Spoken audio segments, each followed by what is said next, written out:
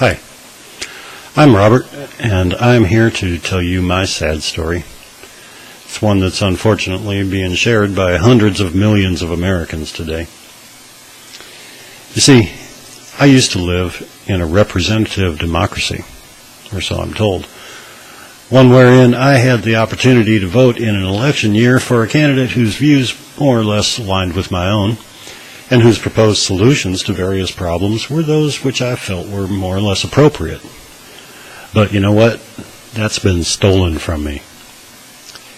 Yep, my democracy has been stolen by 1, the effect of money in politics, 2, the fact that it takes so much money for any given candidate to successfully run a campaign, and 3, the Supreme Court's decision in the Citizens United versus FEC ruling back in 2010.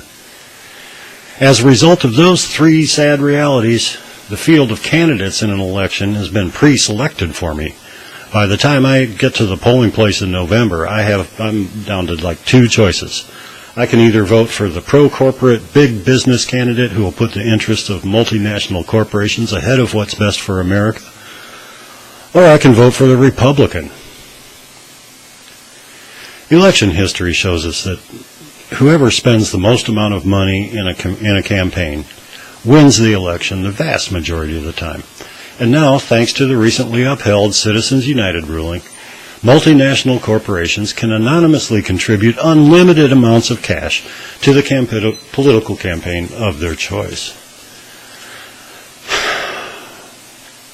The way I see it, this effectively amounts to a modern-day poll tax. It's a contemporary Jim Crow era in American politics. I mean, if you can pony up $100 million or so for the super PAC of your choice, then you can have one heck of a meaningful vote, right? What? You don't have that kind of money? Well, too bad, Hoss. You can just cast your little vote into that black box, unverifiable e-voting machine and trust the multinational corporation that built it to honestly and accurately report your vote to your local big business-friendly corporate beholden elections commissioner, who probably spent at least a few $100,000 of corporate money campaigning for that job, even though it only pays $48,000 a year, but who promises to accurately and honestly record the actual vote anyway. But, wait for it, here it comes. It gets worse. I've already pointed out that large multinational corporations' interests effectively dilute the impact of the American vote, right? You see that. But take a look at the board of directors of any given large multinational corporation. No nationality requirement, no citizenship, no loyalty restrictions there whatsoever, right? They don't care. Consider that for a minute.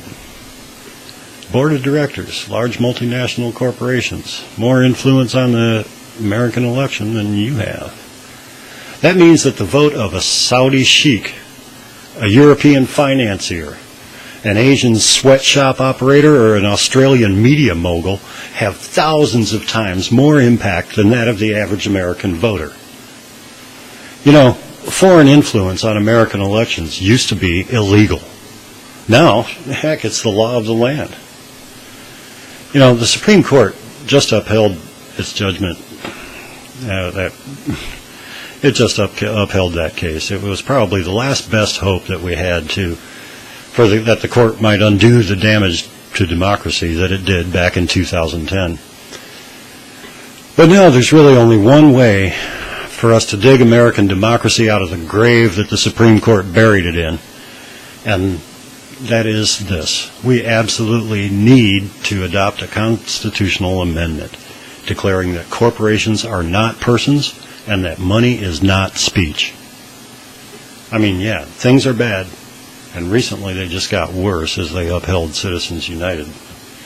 But, I mean, without that amendment, it's not going to ever get any better. That's about all I have to say. Thanks.